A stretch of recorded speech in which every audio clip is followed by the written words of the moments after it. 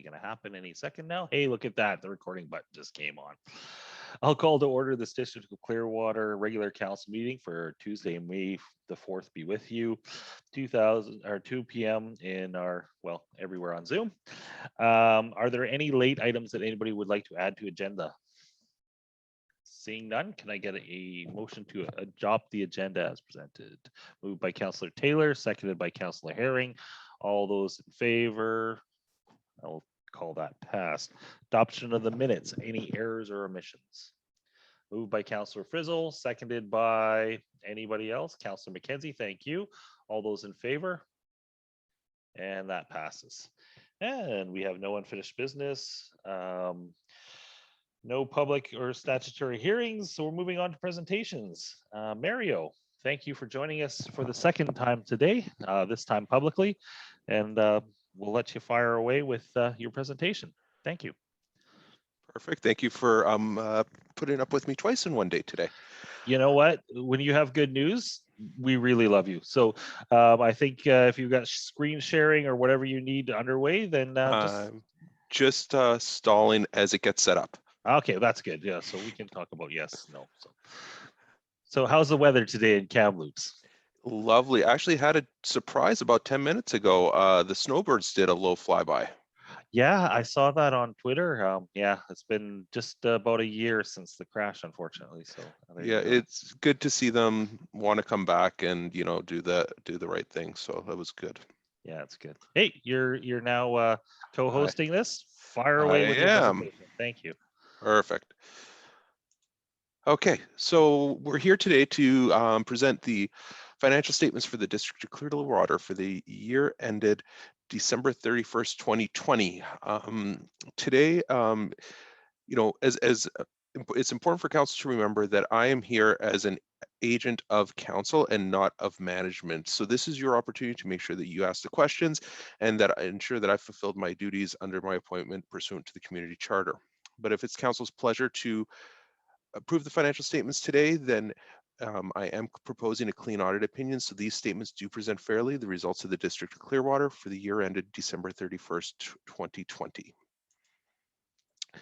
And so we're going to start with our statement of financial position. So a snapshot of all of your assets and liabilities at the end of the year. And in a COVID year, we have a very boring set of statements this year, which is a good thing because I've seen some exciting ones and it hasn't always been good news. So I'm happy to see that we are in a position that you did have stable financial results. If we look at our financial assets, they increased from $6.5 million to $9 million. The bulk of that increase is really due to Trans Mountain and some of the grant money that did not get received until after year end. But as your financial assets increased, so did your financial liabilities from 1.3 million to 2.4 million. And really the increases there are mainly due to one, all of the construction, which was driven by Trans Mountain and a lot of holdbacks at the end of the year. As well, we have the province of BC extended the payment deadline for remaining the school taxes, and that was paid out in January, and that delay was of course due to COVID-19. But at the end of the day, we saw an increase of your net financial assets. So if we settled all of our obligations tomorrow, what you'd have left in the bank from 4.6 million to almost 6 million, which again is a very positive result. And so when we look at your revenues, total revenues this year were actually significantly higher than normal, 13 million versus last year at 6.8 and a total budget of $9 million. And so remembering that this is your pre-COVID budget that's on here, it wasn't any amended budgets. So a lot of the variances may not make sense given your amended budgets. But the big deviations where you were over were, of course, on private contributions, over $4 million from Trans Mountain, and also government grants and transfers. You were over budget because you received $900,000 of COVID-19 Safe Restart funding. And I'm sorry, I'm just going to pause. I see two people in the waiting room. Do I have to let them in, or is Michael able to let them in? Sorry, I can't let them in while you're the host, so if you could admit them. Okay, perfect.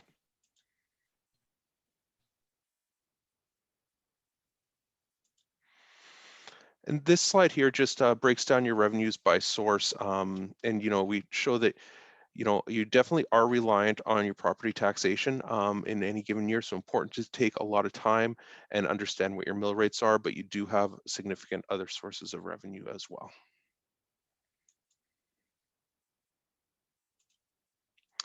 So when we look at our expenses, again, your expenses came in at a total of 6.8 million versus 5.8 million last year and a budget of 8.3 million.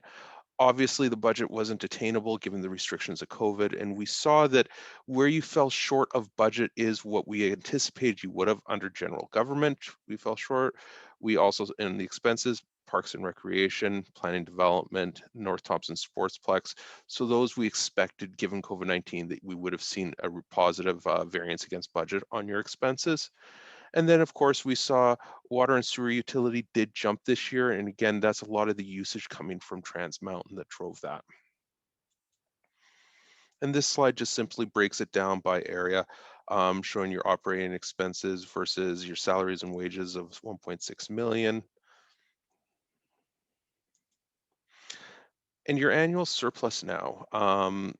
We start off with our annual surplus for accounting purposes of $6.9 million, which of course isn't what you planned this year. You planned for a more balanced budget. Remembering that accounting does not equal how you budget under the community charter. Under the community charter, when you're budgeting, when you have capital projects and you have your tangible capital assets, that's shown as an expense in your budget, not on the statements, in spite any capital funding being shown as revenue on both sides.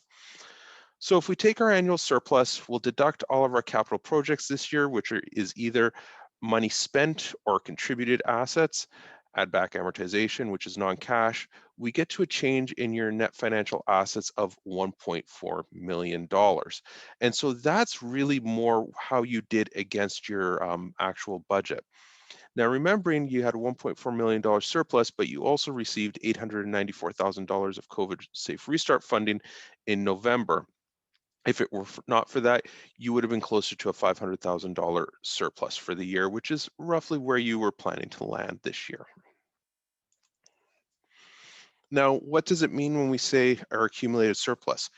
You have total accumulated surplus of $46 million in the District of Clearwater. But what that is broken down into is three categories: our investment in our tangible capital assets, our unrestricted funds, and our reserve funds. Investments in your tangible capital assets is the equity in your home, being your community. It's what you've spent on infrastructure and buildings and all of the stuff that is permanent in the district, less any debt. That's $39.5 million, which leaves you of cash surpluses of $6.5 million between your unrestricted and your reserves. Your unrestricted of 1.4 million is what you have unencumbered that management can use to spend and is there for future years of use.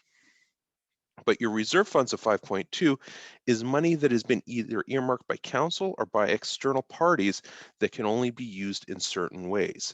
So we look at the Community Forest Commission makes up 1.5 million of that 5.2. The COVID Safe Restart Grant Reserve of $685,000, Canfor Legacy Reserve of $200,000. So when we look at an overall surplus of $46 million, we really only have 1.4 million that is available for use, and the remaining 5.2 million has been earmarked for future projects already, whether by council or by outside parties. Before I open it up for questions, this is all that I had on the financial statements themselves, but I wanted to quickly pause on the audit results as well, because I wanted to make sure, even though we speak more about this candidly in the in-camera session, I wanted to make sure that, for those people watching and for council in the open session to understand how the audit completed. And so this year, as always, the audit did complete on time. We did not encounter any significant issues throughout the audit and didn't have any challenges in completing.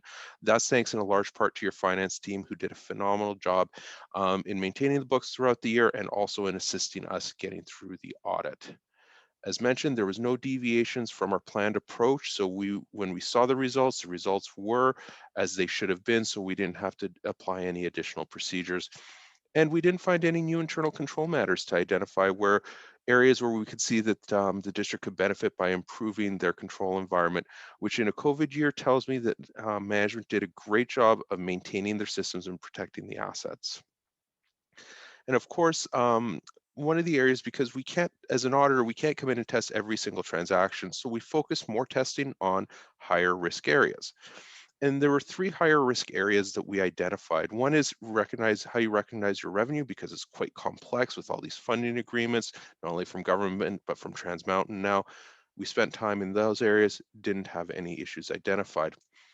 But also, we do specifically look at management and council transactions, and not only council as individuals, but any related companies that you declared when you ran for council in your information statements. And so we went through and looked at payments to management and council and related entities, and to make sure that there were no irregularities identified. And I'm happy to say that we had no issues this year in the testing, nor have we had a history of issues in these areas in the past. And with that, I'll open it up for any questions of council. Council, any questions? Not seeing any at this point. Yes, I have a question. Oh, Councillor Sim, go ahead. Thank you. Thank you very much for that report. I just wondered, in relation to what's been reported out in the news around the TNRD, one of the things that kind of concerned me is in that process of the audit is the CAO and some of their expenses that had been attributed to their credit cards. Now, those credit card charges, a lot of them were for the entire TNRD board. With our CAO, she often handles a number of our transactions. Are we still in line with keeping those purchases on the CAO's account, or should we be looking at something else just for public perception? I just wondered your opinion on that. I think when you look at whether or not they're on the CAO's account or not, are 2 different items. I think what's more important is if they're maintained on the CAO's credit card, who is approving the credit cards and who's looking at the statements and holding the CAO accountable. That to me is the more important question, and making sure that mayor and council are signing off on those reports and are reviewing them to ensure that they're satisfied with the value for money that is happening there. Okay, thank you. Great, Does that thank help? you. Yep. Yeah, I think that's great. I think it's also good just for the public to hear that it really is council's purview, but it's also nice to know that the way we're doing things is in accordance with accounting policy. So that's excellent clarification. Yeah, for sure. And yeah, it is good, especially I sit on both boards, or this council and on the TNRD, and it's a good conversation to have publicly for sure. Any further comments or questions for Mario? Not seeing any. Thank you. Oh, Councillor Taylor, fire away. So thank you, Mario. I don't have any questions, and we had an opportunity to ask questions of you earlier. I appreciated that opportunity and asked all my questions there. But I did just want to kind of say in the regular council meeting, thank you so much to you and to your team. There's a ton of work that goes into review and preparation of the statements and the audit, and obviously extra special thank you to our own Ms. Shepherd and her team from the district staff for helping and kind of working closely with your team and just managing our financials in such a excellent manner, so that we can kind of get through these processes fairly smoothly and come out with a great audit result. So thank you, Mario, and thank you, Ms. Shepherd, and your teams. Yeah, I see the smiley face there, Ms. Shepherd. Yeah, I'll definitely echo that. I definitely sleep way better at night knowing that Roxanne and her team are looking after us, and that when Mario comes in and looks with his team, he doesn't find anything that sends up the flags for sure. Thank you for your presentation. We'll let you get back to your beautiful Kamloops afternoon, maybe another Snowbirds Pass, and have a good rest of your day, Mario. Thank you. Take care, everyone. Thank you. Bye-bye. And I believe up next we'll have Jenny Green from Healthy Communities Population Health and Interior Health, and I think she's got a presentation. Hi, Jenny. We're just going to make sure you're on the screen sharing thing there, unless Michael's got your PowerPoint, because I've already seen it. So let us know when you're ready for sharing, or if you can go ahead. Sure, I think Michael is going to present it for me. Okay, excellent. So tell us what's going on. Yeah, let's talk about healthy communities. So hello, Mayor Blackwell and Council. My name is Jenny Green. I'm with the Healthy Communities Program with Interior Health. Next slide. So today I'm going to quickly go over what Healthy Communities is all about, identify factors that influence our health, describe how local governments influence health, discuss ways we can continue to partner to build a healthy community, as well as share some interior health and provincial resources that are out there to support local government in this work. Next slide. Great, just a little bit about me. I know some of you on council from 2012 when I was in front of council. I've been with the Healthy Communities Program since 2012. And the Healthy Communities Program is really a Ministry of Health directive for all health authorities to foster partnerships and collaboration with local governments to improve health and wellness of communities. I am based out of Kamloops on the traditional lands of the Secwepemc Nation.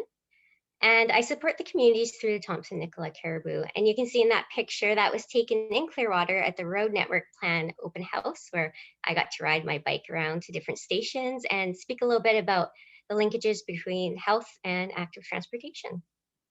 Next slide.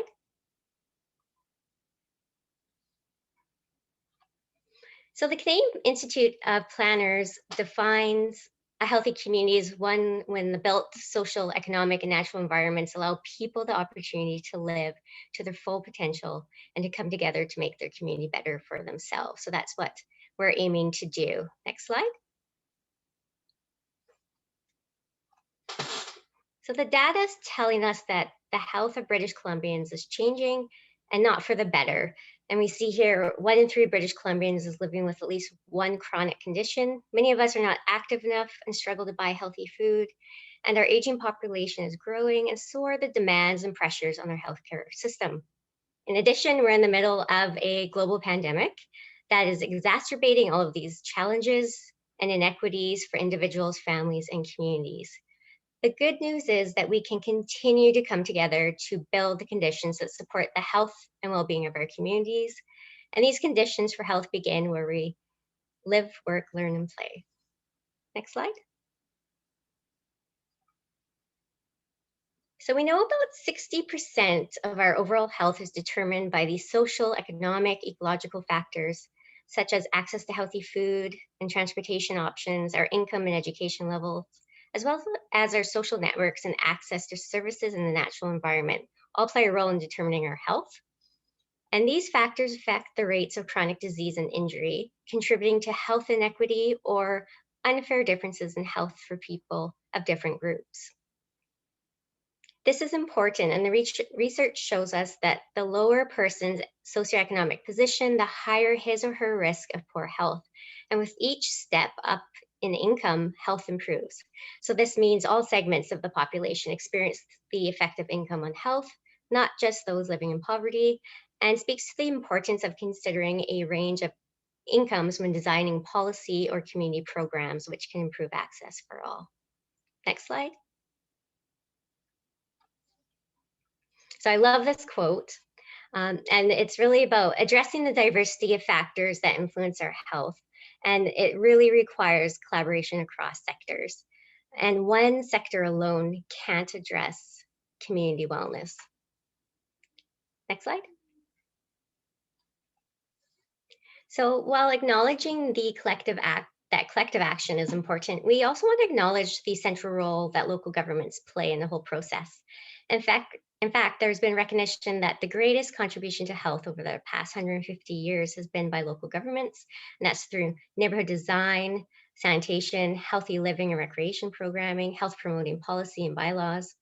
And when we talk about healthy public policy, we're referring to the development of policy in non-health sectors that is designed to improve the health of the population. Next slide. So local governments influence health in so many ways, and I'm sure you can see the work of the district reflected in many of these circles, and this is not a comprehensive list. So I won't go over it here, but that just gives you a quick overview. Next slide. So in 2012, I came to council with a basket of apples and a request for a partnership agreement to work together to increase actions to improve the health and well-being for the citizens of Clearwater.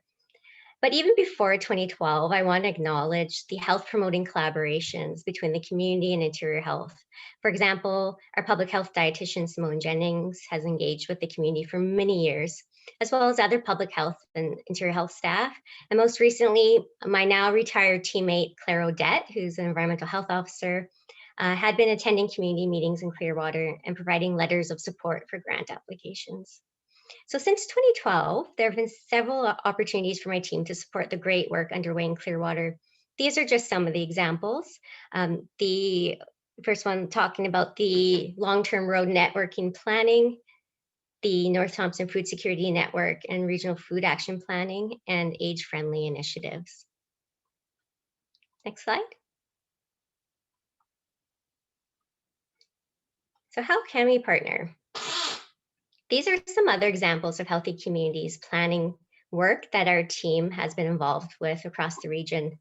We provide a health evidence and an equity lens to planning processes such as official community plans, active transportation, poverty reduction, etc. Next slide.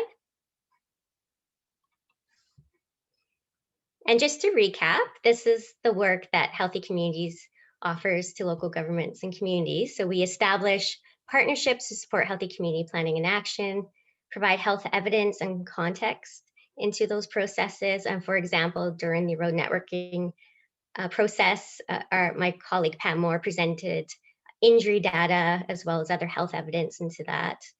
We support and build capacity in communities through facilitation and supporting knowledge sharing, as well as sharing effective tools and resources, and again, providing opportunities for community recognition and celebration. And that's largely done through presentations, but also our Healthy Communities e-newsletter. Next slide. So this is just a brief outline of some of the other resource supports for this work and for local governments.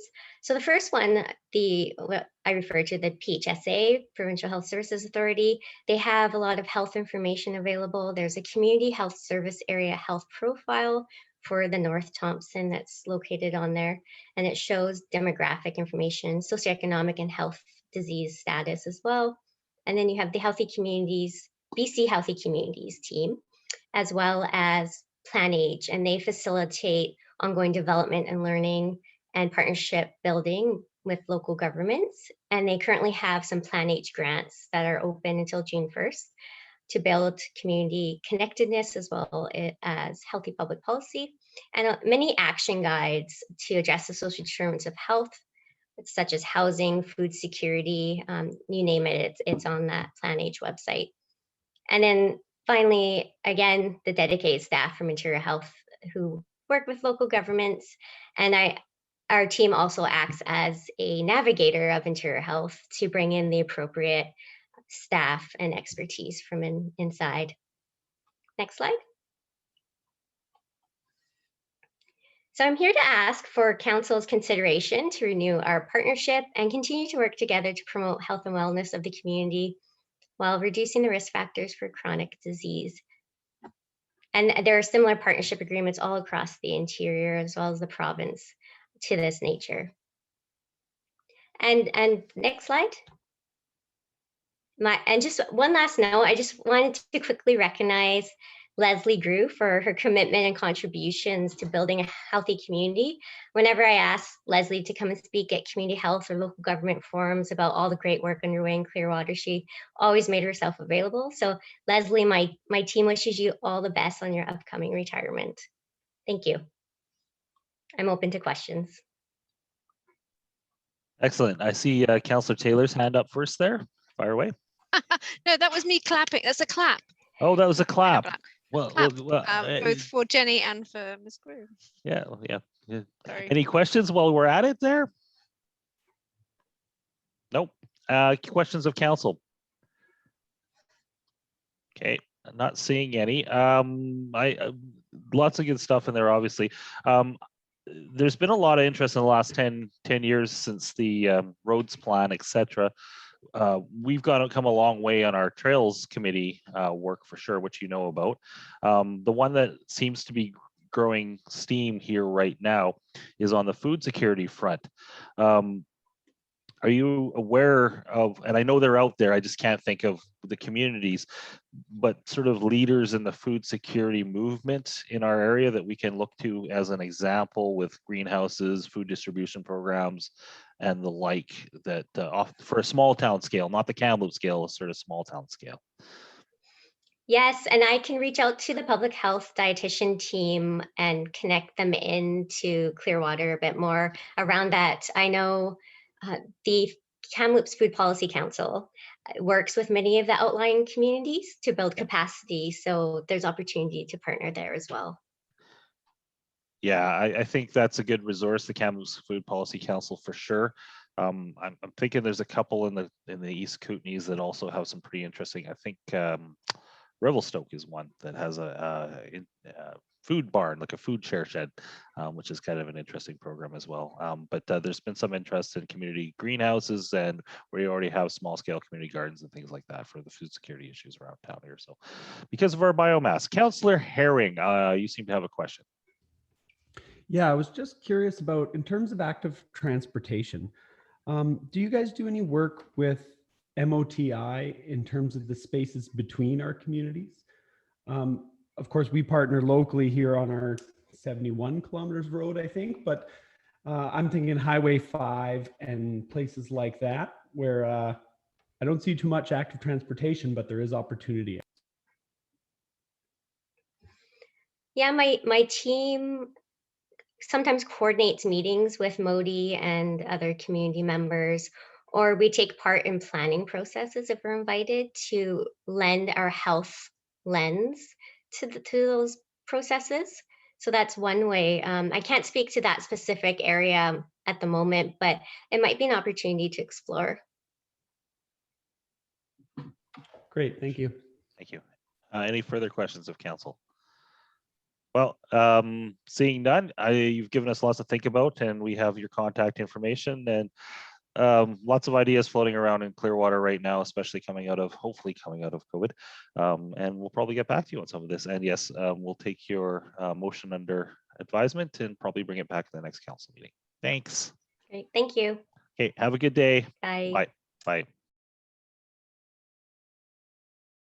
Okay, just 2 seconds here. So apparently in my rush to get the presenters done, we missed one point of business here, and that was on Mario's presentation.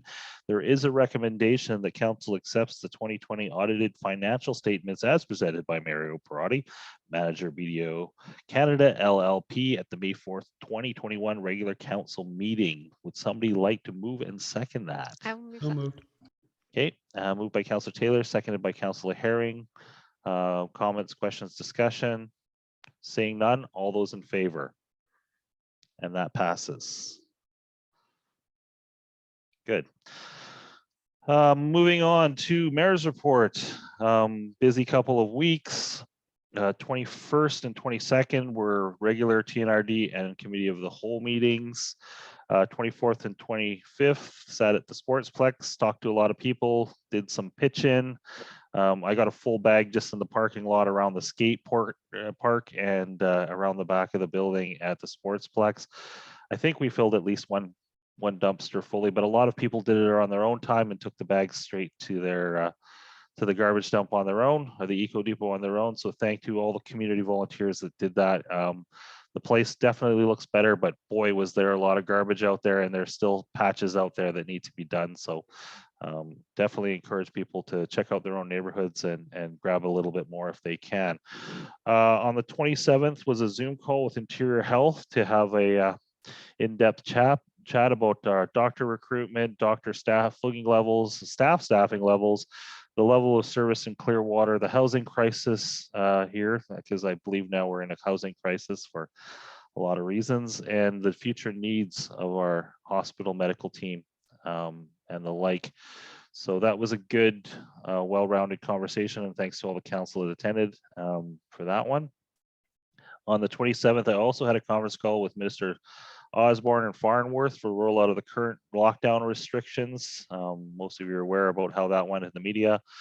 Tomorrow is a conference call with Minister Osborne and Minister Lisa Bear of Citizen Services to discuss other issues. So if you have any thoughts on that, bring them forward to my inbox and I can ask questions tomorrow. The 29th was agendas and office hours. And over the last 2 weeks did multiple media interviews on the River Road project. Thanks to the volunteers, their effort, great letter in the paper from Doug Trotter on that. And also some intention on the vaccine clinic and how it went in Clearwater. And my understanding is that we're somewhere around 50% of the population took advantage of the clinic and the days leading up to that. But to note that if you did miss the vaccination clinic in Clearwater, you can call up and register with the clinic in anywhere southwest Kamloops, even though they may be at a higher date category, like you know, in the 40s, people in their 40s. If you're 20 or 25, you can still register and log into those. Just state that you're from Clearwater and that you were part of the community-wide thing and you missed your opportunity. And then last night was Merlin, to interrupt, did you say that it was 50% uptake on the vaccine? My understanding is that there wasn't complete data. So depending on the category, the higher the age group, the higher the participation and vaccination was. And once you got down into your 20 to 40 somethings, it was lower than 50. But overall, on average, it was somewhere around 50, but they weren't 100% certain on that because there was still 3 or 4 days worth of data that hadn't been collected at that point. We didn't have the data over the weekend and then the last day of it. So if, and you know, as somebody that got it on the Friday, because I was trying to give everybody else a chance to get in there that really wanted it badly. Yeah, it might be understandable that the younger categories might have, of classes of citizens might have waited until the end of that one. Wow, it's like 50% seems far below herd immunity, as I understand it. That's 80 to 90%. Well, so it's sad to me that, you know, we could have a significant holdback. It is and it isn't. I see your hand up, Councillor Sim. It is, but if you take into account that basically everybody under 18 doesn't qualify on a percentage basis, you're basically taking a fairly significant chunk of the percentage chunk of the population out of that equation, and I don't think that's factored into the numbers. Councillor Sim. I think it's also important to note that although IH reported that maybe what we need to ask the questions around is all the TMX people had also been vaccinated, and that took a huge swath of that other age category. So I'm going to say that we're probably better than that, and just because of our dynamics, it's hard for them to capture those numbers. That's just a guess, but. Yeah, and you hate to acknowledge that there may be holes in the data with Interior Health on vaccination, but there are many other options for people to get vaccinated than at our clinic. So around 50% of the local population showing up is actually, you know, as Councillor Sim points out, probably skewing to a much higher number. And I did talk to a few people that did miss the opportunity or were hesitant on it, and they were getting the word out afterwards, especially with the ability to go to the barrier clinic and a few other places that had a few shots left, that they were going to go take advantage of that, especially because when we started, the real story around the variants was just starting to build, and I think our timing was just about a week too early. Anyways, so yes, so last night was a dog park tour for a potential dog park. We looked at a couple sites, and then the other good news is I finally got a COVID haircut booked, which is essential at this point. Moving on to council reports. Up first is Councillor Bamford. Thank you, Mayor Blackwell. It's nice to be back, first of all. Sorry that I missed a couple of meetings, but I was dealing with some family issues on multiple fronts. Not too busy for me the last couple of weeks. Attended the dog park tour. last night, which was a good tour, and attended an BCEHS call of the day, which is dealing with ambulance services and what may change in the future. Pretty interesting call. I guess we'll just have to wait and see how those changes really play out. A good discussion from council's perspective on input this morning. So we'll just have to wait and see where that goes. As a quick follow-up, I am aware that at any time in the future, if you did want to get a vaccine and you haven't been able to, you can phone a number and you'll have to drive to Kamloops to do it, even if it's a month from now, but they will be available for anyone who wants to get one. So, and that's my report. Yeah, thank you. Councillor Frizzle.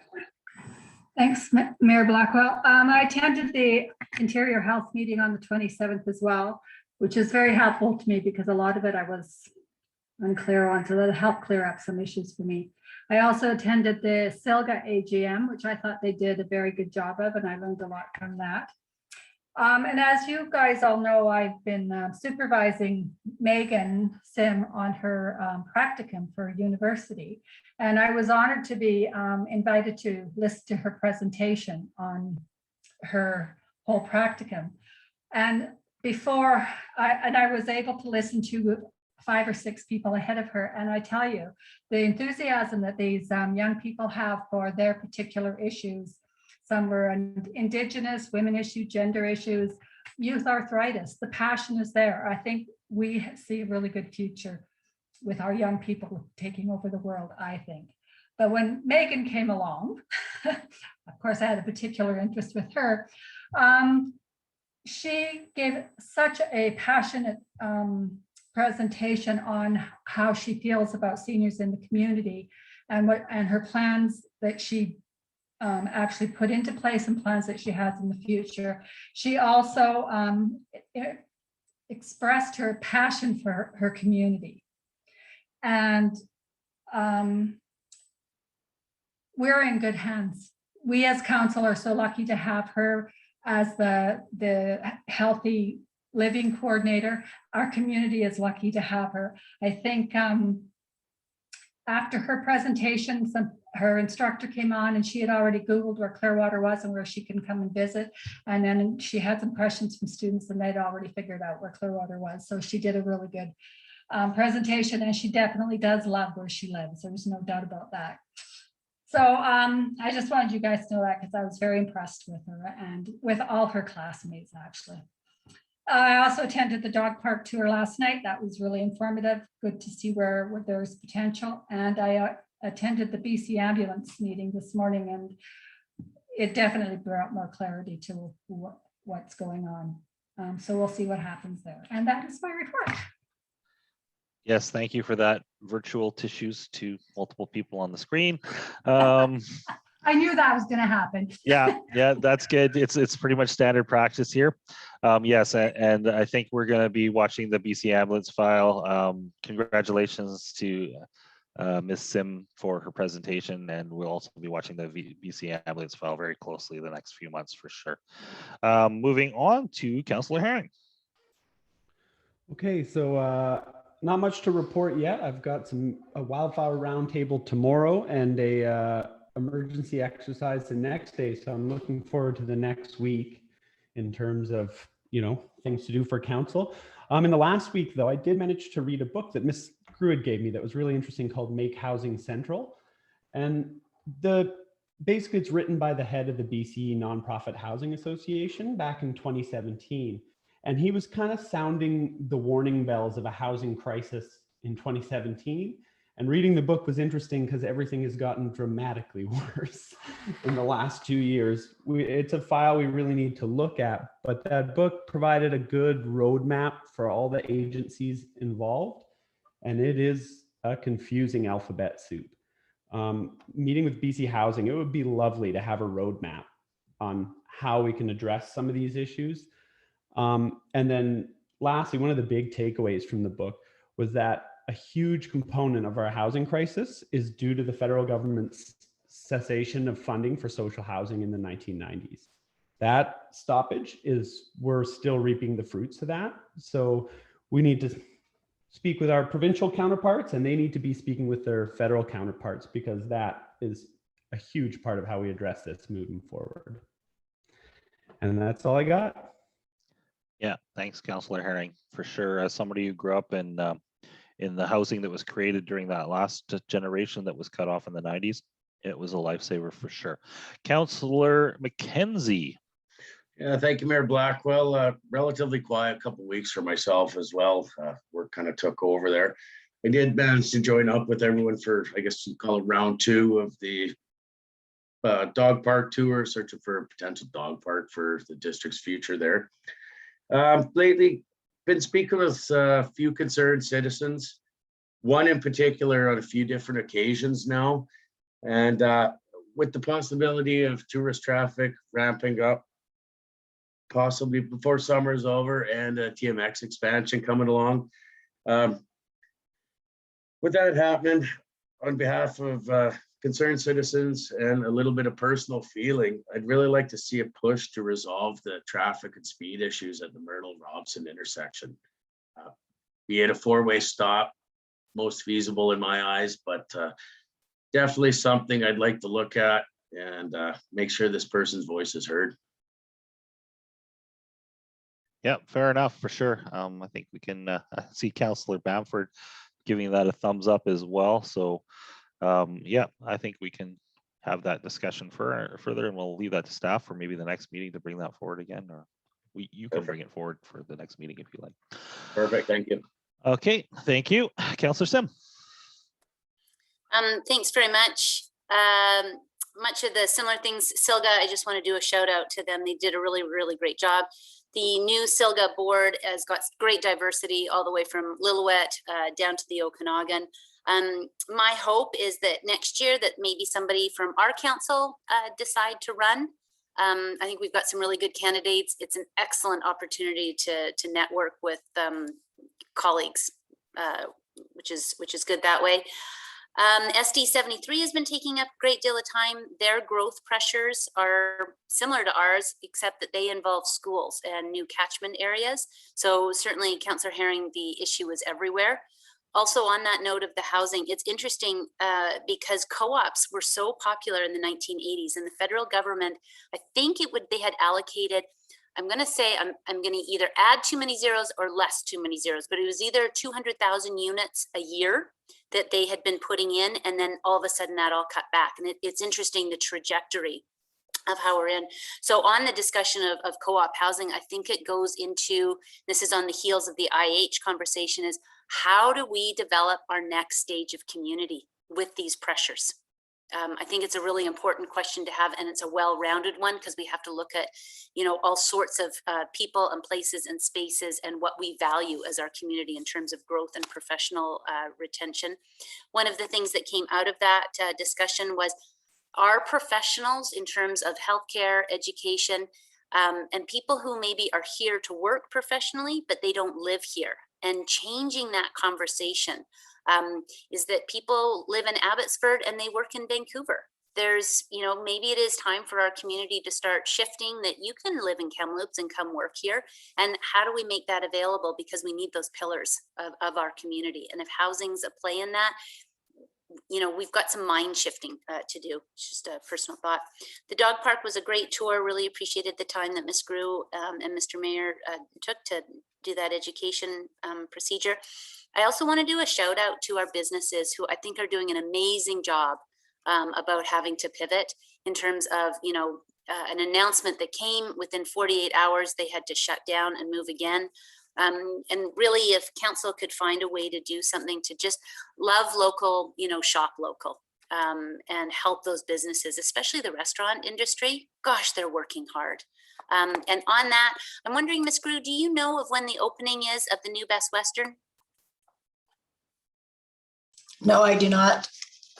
I'm wondering if we could find out. It would be great if council could maybe send a note of congratulations. It's looking like it's imminent, and just how much work that project has gone under. It would be really nice to be able to just have a notice on their opening or something from council, if the rest of the team, favors that.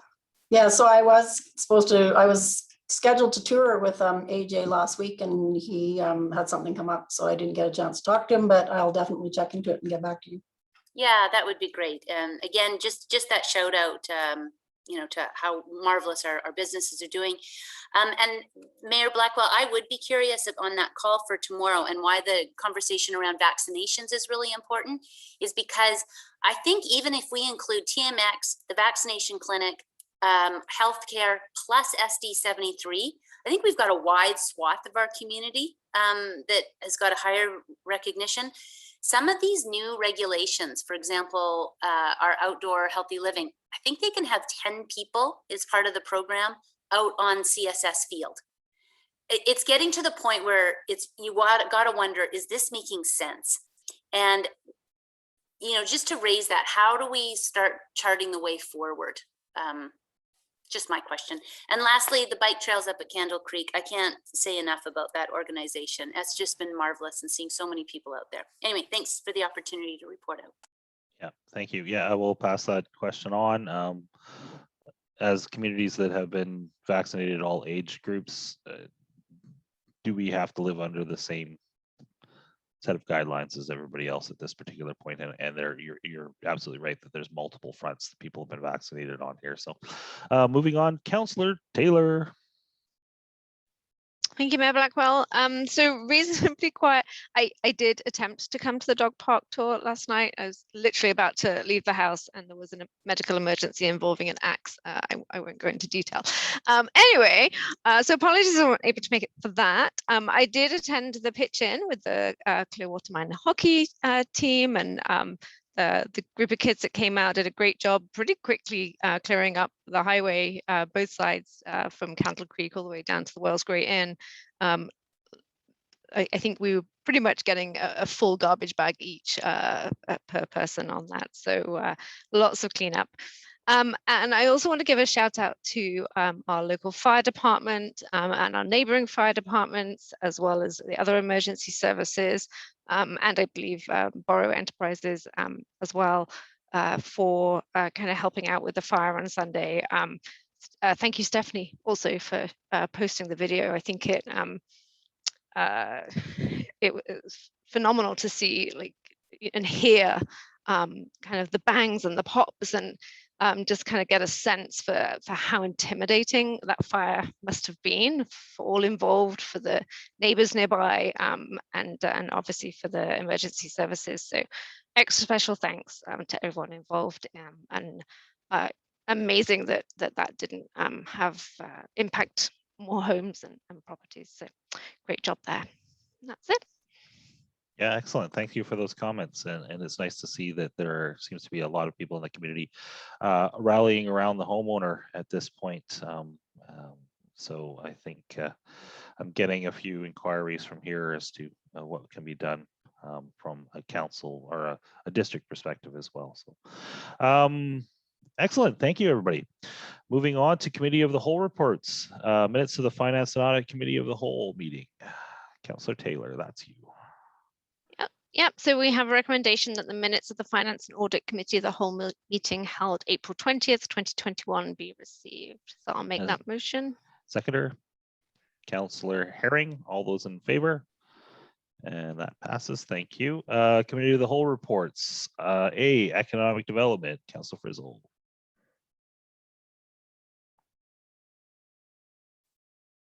Somewhere there, here we go, you're still muted. Sorry. The next meeting is on May 18th, and I just wanted to let you know that the meeting will be starting at 12:30 instead of 1 o'clock.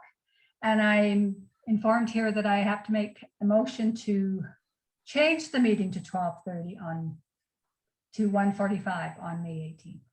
Can I get a second? Can I get a seconder on that, please? Somebody put up your hand. Thank you, Councillor McKenzie. Peace to you too. All those in favor? And that passes. Infrastructure, Councillor Sim. Thank you very much. The next meeting is June the 1st. And Councillor McKenzie, maybe you could speak to Ms. Grew and the mayor to see if that intersection is something that fits under the infrastructure topic on that or not. You've raised a good one, and I know that Ms. Grew has also alerted council that that's a pressing issue that the community is concerned about. Yes, definitely will do that. Thank you. That's a great place for it. Councillor Frizzle, you have a comment? I just wanted to ask, I had brought up that, I think it was that, is that the intersection that I brought up before? Myrtle and,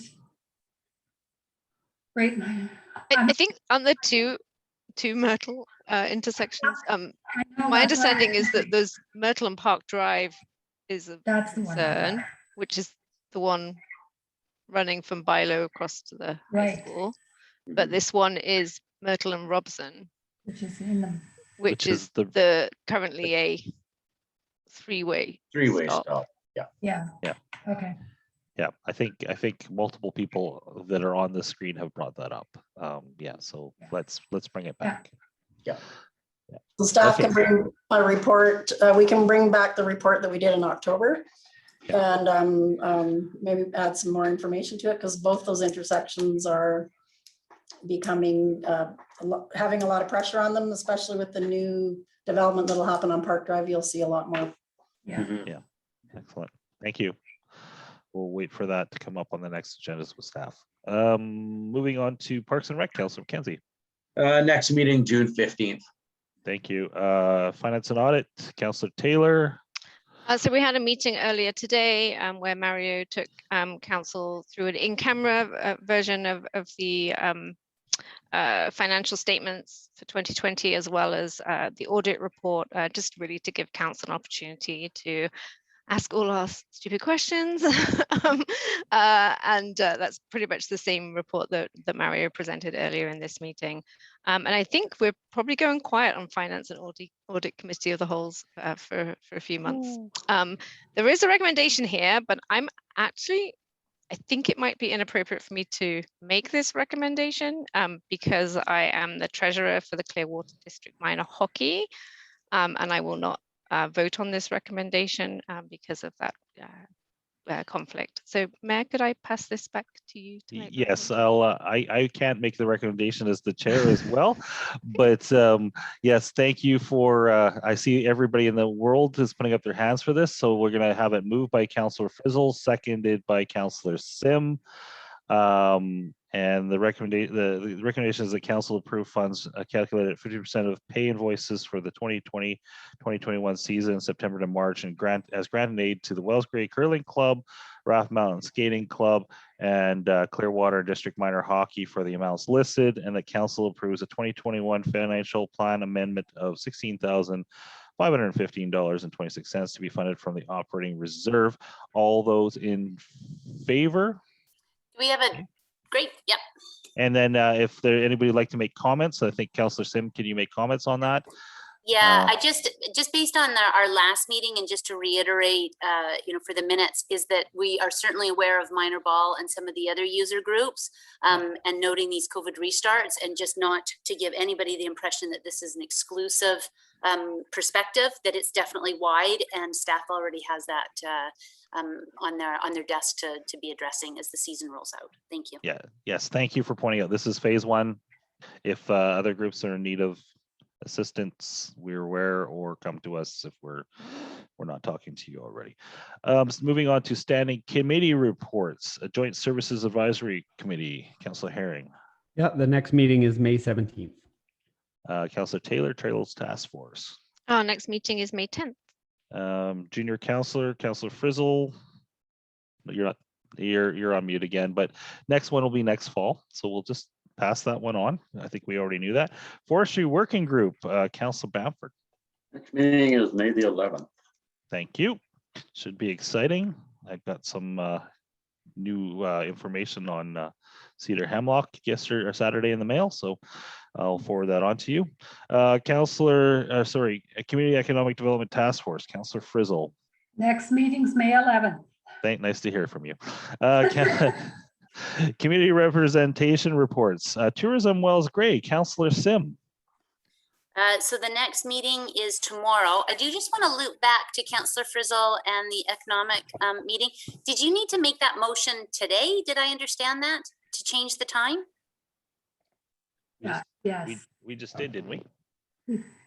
I think she said it, but I don't remember voting it. But I do have a bit of mad cow, so. I think we did.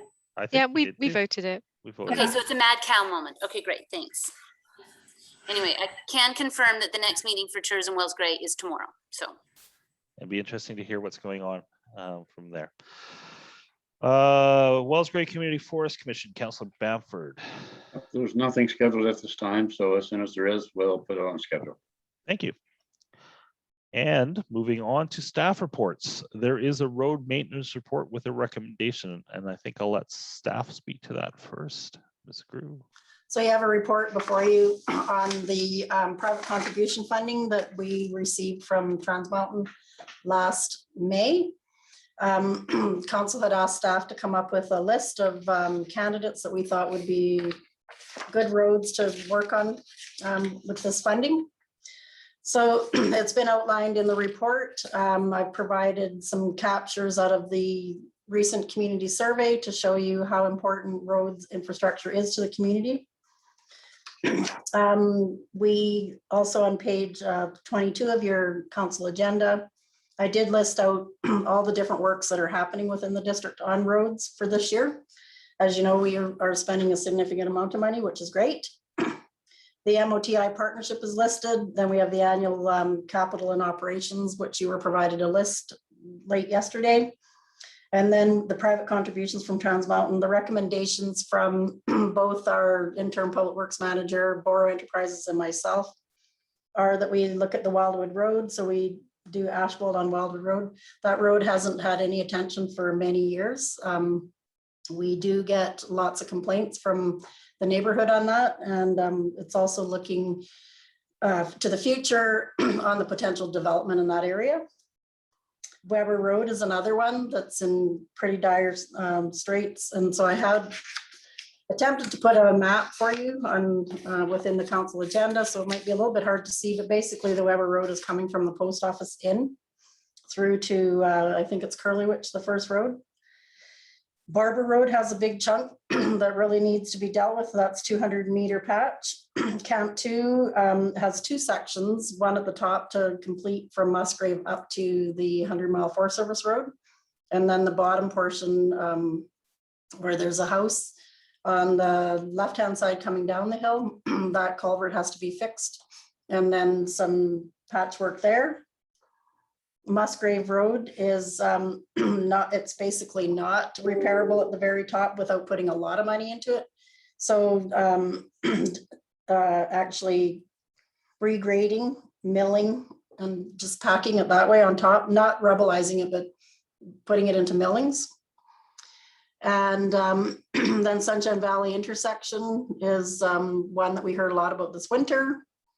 So that's in this budget. And then Sunshine Valley from basically the Brookfield Bridge side, Brookfield Mobile Home Park side of the bridge across up to the Sunshine Valley intersection. So all of these would see millings and hot mix asphalt. So the strategic priorities are that we carry on looking after our key infrastructure, and roads are a high priority. The council had budgeted a total this year of $829,000 for road work. And if we include this 319, which is actually, we have 328,000 in that budget, we would be spending 823,000 this year. There is a page that the Public Works interim manager had made his comments. Being new to the community and checking out the roads, he was a little bit aghast at the condition. And in the package, I also included the capital works plan for the year. And so now I would like to know if council would pass the resolution that council approves the expenditures of 319,000 from the road reserve private contribution as identified in the 2021 5-year financial plan for the purposes of completing preparation and application of road repairs as set out in the staff report 2021 road works program presented to council on May 4th, 2021. Any questions? Questions? Mover and a seconder. I'll move. Moved by Councilor Taylor, seconded by Councilor McKenzie. Good start, long process. Next budget for sure. We need to look at reserve allocation to fixing this problem. And I do note the comment from Maurice, about a long-term preventative maintenance program with crack repair and placement. And I do really like the idea of some of the ditching and grading to prevent water pooling that's in there. You definitely notice quite a lot of the shoulders around town are higher than the roadbed, and so is the ditching. And that's been a long-term program that predates the district of Clearwater. I'm glad we're paying some attention to that for sure. All those in favor? And that passes. Excellent. Good start. Lots of work to do there. Moving on to item B, MFA investment funds transfer. And I believe Ms. Shepherd is going to speak to this. I hope. Thank you, Mayor Blackwell. It's a report for information. It's just giving an update on where we are keeping our surplus funds right now. And right now we're keeping it all with RBC. But the Municipal Finance Authority does have a HISA account, a high interest savings account through Scotiabank that is getting a little bit higher of interest rate, although it's still pretty low. Interest rates are really, really low right now, but we could make a little bit more money if we put some into that HISA. So I would like to transfer some of it over and to not have all of our eggs in one basket. I mean, our RBC is a pretty reliable, one of the big banks. And I think things would have to get pretty dire before anything happened with RBC, but it can't hurt to diversify a bit. So, questions on that? Do you need a motion on that or no? Okay. I was just. Yeah, Councillor Taylor, go ahead. Is that a variable rate, Ms. Shepherd? So any changes in interest will fluctuate through. Okay. Yes, exactly. Can't get any lower, right? I can't get any lower. Yeah, it's going to have to go higher, hopefully. Okay, thank you. Yeah, that limbo bowl is pretty low. I remember in the 80s, my grandparents made enough income off of their savings accounts that they could live in Canada a long time ago. Of course, mortgage rates were like 27% too, so let's not go there. Thank you for that report then. We don't need to move to accept that or any of the like. Okay, moving on to bylaws. Just give me a second to get caught up here with paper. Item A, 5-year financial plan bylaw number 2021-2025. There was a recommendation that the District of Clearwater bylaw number 249-2021 be adopted. Can I get a mover and a seconder on that? Moved by Councillor Frizzle, seconded by Councillor McKenzie. District of Clearwater 5-year financial plan bylaw number 249-2021. Oh, got a frog started right in there, right in the middle of this. Bylaw to adopt the 2021-2025 5-year financial plan. Whereas section 165 of the the community charter requires the council shall adopt a 5-year financial plan. Now, therefore, the council of the District of Clearwater in open meeting assembled and acts as follows. This bylaw may be cited as District of Clearwater bylaw number 249-2025 5-year financial plan. Oh, that was hard. All those in favor? Thank you, and that passes. Okay, thank you for the work on that long process. Recommendation 2, bylaw, or that's right, item B, bylaw number 250, 2021 to 2021 annual tax rate. There's 2 recommendations there. Any questions or comments of staff on that before I get a mover and a seconder on both of those? Seeing none, can I get a mover on recommendation 1? Moved by Councillor Taylor, seconded by, Councillor Herring. So this is for a first time. District of Clearwater 2021 annual tax rates, bylaw number 250, 2021, a bylaw to establish 2021 annual tax rates. Whereas pursuant to section 165 of the community charter, council has prepared a 5-year financial plan for the period of January 1st, 2021 to December 31st, 2025. And whereas the 5-year financial plan as presented has been considered and approved by council, and whereas it is necessary under section 197 of the community charter to establish tax rates to raise the revenue for municipal purposes identified in year 2021 of the 5-year financial plan, and whereas to meet its taxing obligation in relation to other local governments or public bodies, certain amounts are to be collected for the year 2021 by means of rates established by the District of Clearwater. Now, therefore, the Council of the District of Clearwater in an open meeting assembles and acts as follows. This bylaw may be cited as District of Clearwater 2021 annual tax rates bylaw number 250-2021. All those in favor? Thank you. And that passes. Mayor, Yes. can we just make a comment? I just really think that people really need to celebrate what a great accomplishment this is.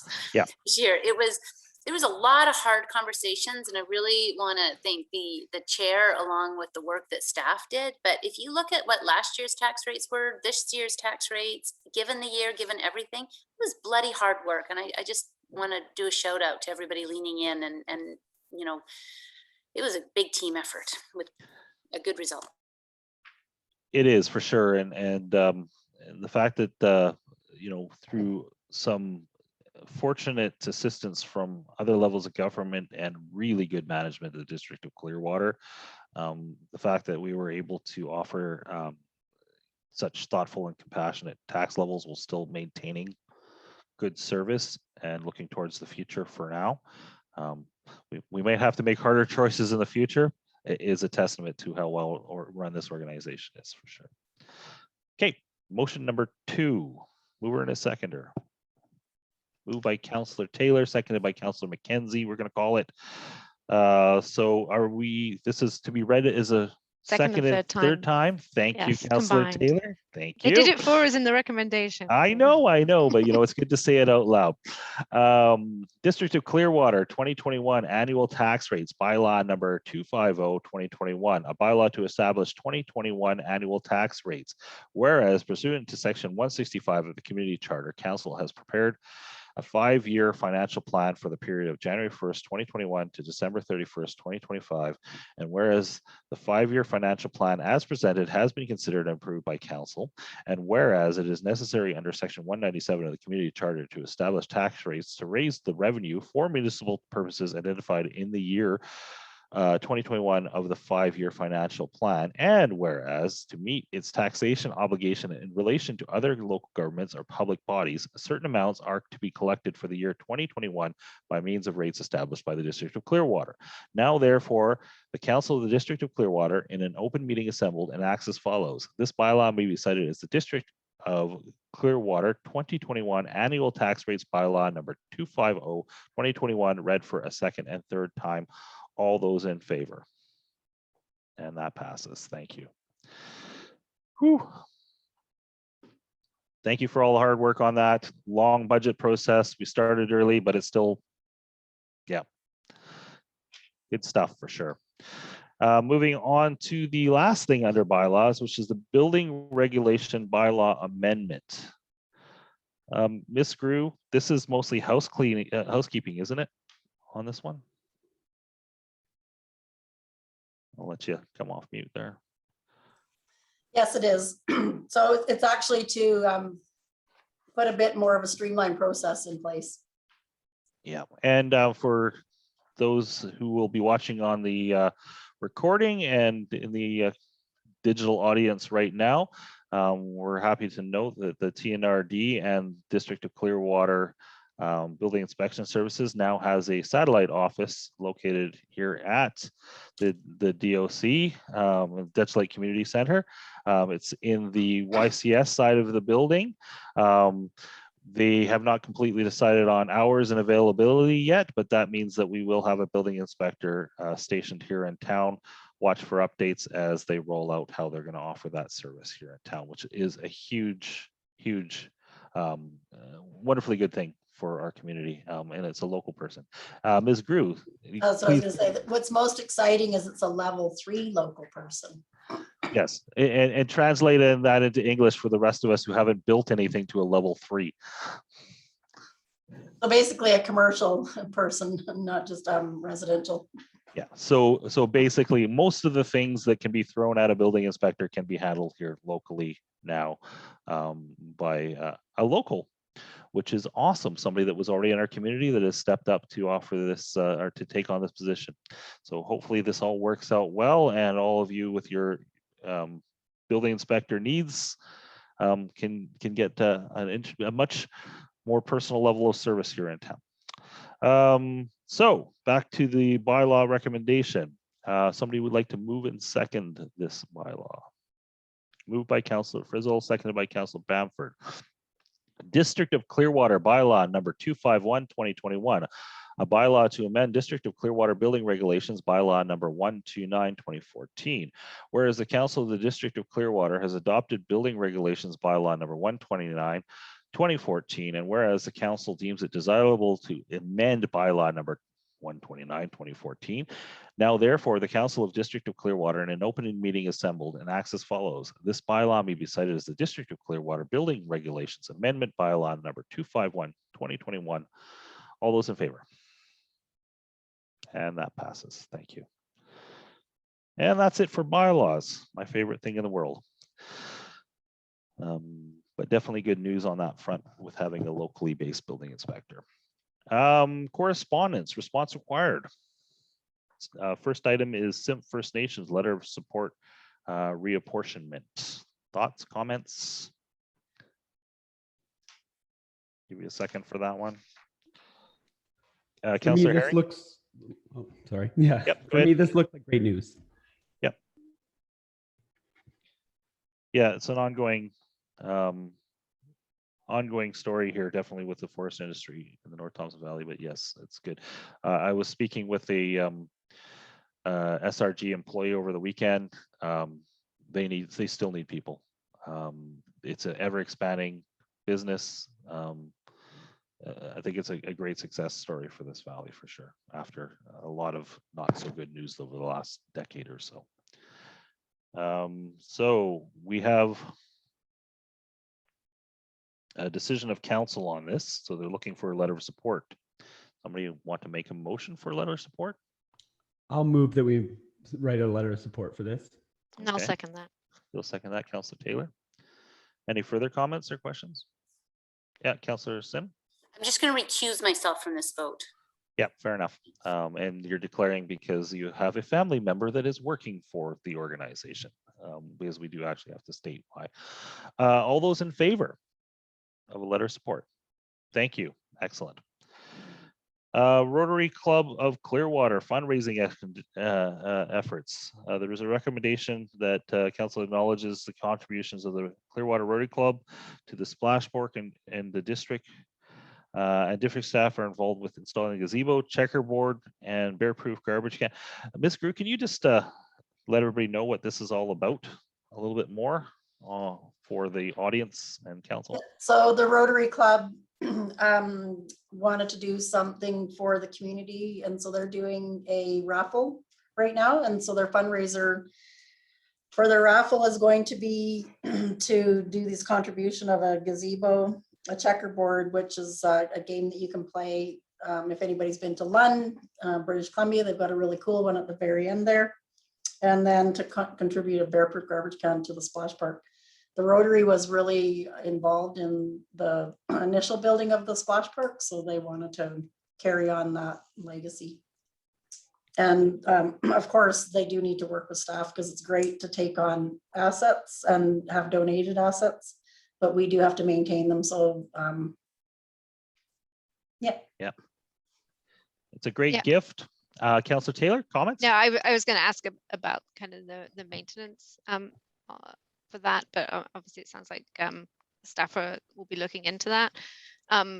Will there'll also be an opportunity for staff to kind of guide on design or material for the gazebo. I don't know if kind of one is, a certain type would be lower maintenance, for example, or and obviously kind of look from a location perspective, kind of.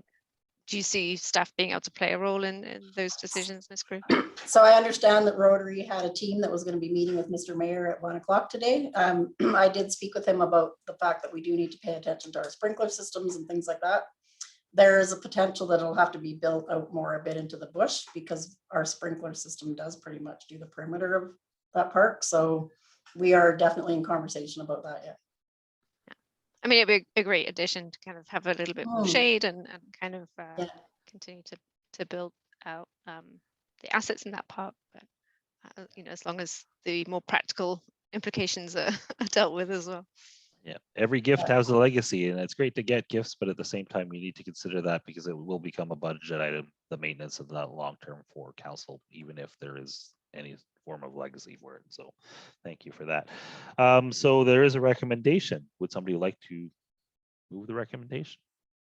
Councillor McKenzie would. Thank you. Seconder on that. Councillor Frizzle. The recommendation is that council acknowledges the contributions of the Clearwater Rotary Club to the splash park, and that district staff be involved in installing the gazebo, checkerboard, bear-proof garbage can. All those in favor? Thank you for passing that. Yeah, great work by Rotary. Good organization in this town, long running for sure. Correspondence information items. Stop me, wave frantically, because I'll be reading off the sheet here. If you would like to talk on any of these things. FESBC accomplishments update for spring of 2021. View Royal training for hospital security staff. CN submits pre-filing notice of intent with Surface Transportation Board. Tons of letters in there. Peace River RD, invasive plant management. I think they're addressing the lack of funding for such a thing. I think there's probably a lot of areas that would agree with that. And the city of Kamloops, an interesting one, support for professional news media. So definitely a hard hit industry right now. No notices of motion, no other business, comments or questions from the public or the press. Anything from you, Stephanie? I think you're the only one on the line here that's not going to watch this on the recording. Seeing nothing. We don't have any camera today because we already done that as part of the other one. Hey, motion to adjourn. Somebody put your hand up. Oh, look at everybody put their hand up. We're going to give that to Councillor Taylor. Thank you. Good meeting, everybody. Have a good day. Bye. Thanks, everyone. Bye.